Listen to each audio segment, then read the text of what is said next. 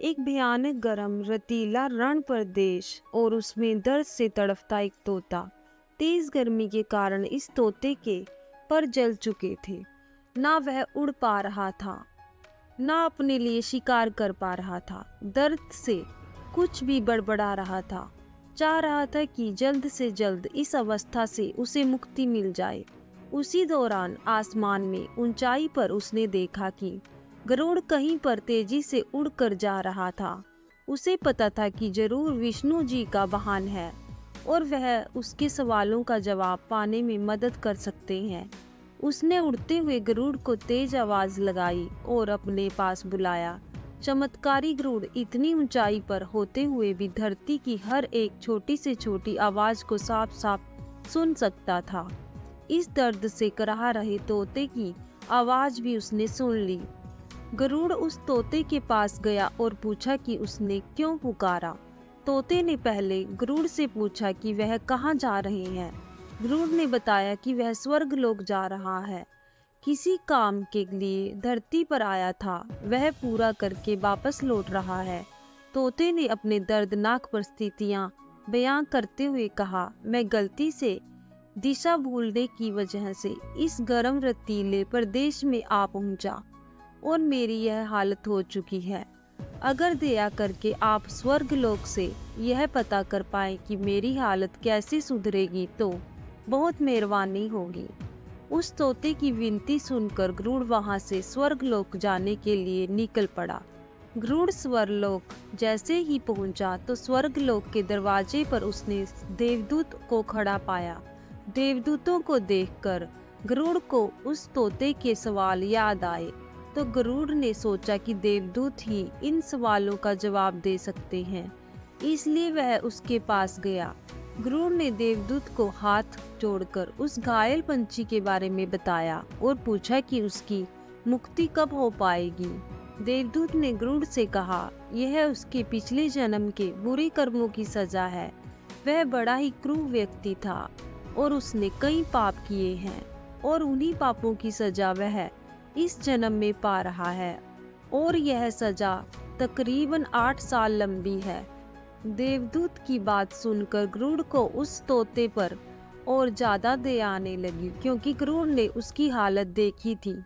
तो गरुड़ ने देवदूत से कहा कि देवदूत जी, कोई तो रास्ता होगा कि उसको थोड़ी राहत मिल सके।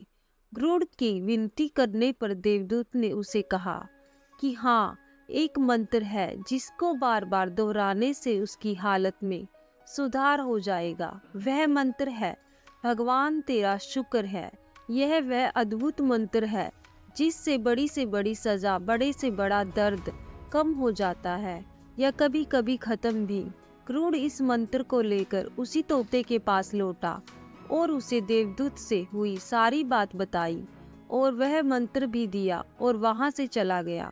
8 दिनों के बाद फिर से गरुड़ को किसी काम से धरती पर आना हुआ और उसी रास्ते से वह गुजर रहा था। तो गरुड़ ये देखकर अचंभित था कि पहले जो तोता मरने की हालत में था, उसके अब नए पंख निकल आए थे। वह जहाँ रह रहा था वहाँ पर नई झाड़ियाँ उग निकली थी और उसके नजदीक ही एक छोटा सा तालाब बन चुका था।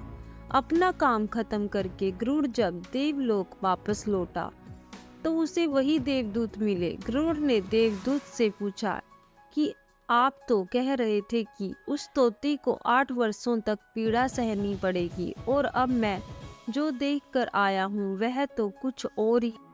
देवदूत ने गरुड़ से कहा कि यह उसी मंत्र का परिणाम है जो पहले मैंने तुमको दिया था और तुमने उस तोते को तुम्हारे मंत्र देने के बाद वह दिन रात उसी मंत्र को बोलता रहा। जब उसे तकलीफ होती तब भी वह मंत्र बोलता, जब उड़ने की कोशिश करता और गिर जाता तब भी वह वही मंत्र बोलता, जब उसे भूख लगती तब भी वह वही मंत्र बोलता। और तुम तो जानते हो भगवान कितने दयालु हैं, वह अपने किसी भी भक्त को तकलीफ में नहीं देख सकते। बस उन्होंने अपने इस नए भक्त की 8 सालों की सजा 8 दिन की कर दी। दोस्तों, आपको क्या लगता है, क्या हम भगवान को धन्यवाद देते हैं? नहीं, हम उन्हें हर चीज़ के लिए कोसते हैं। जो हमें नहीं मिली, लेकिन उसने जो हमें अनगिनत मूल्यवान चीज़ें दी हैं, उसके लिए हम कभी उसका शुक्रिया अदा नहीं करते। जीवन में पॉजिटिव रहना सीखो।